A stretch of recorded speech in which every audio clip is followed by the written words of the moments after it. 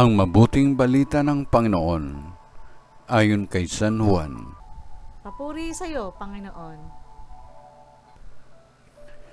Noong panahong iyon, sinabi ni Jesus sa kanyang mga alagad, "Kung paanong iniibig ako ng Ama, gayon din naman, iniibig ko kayo.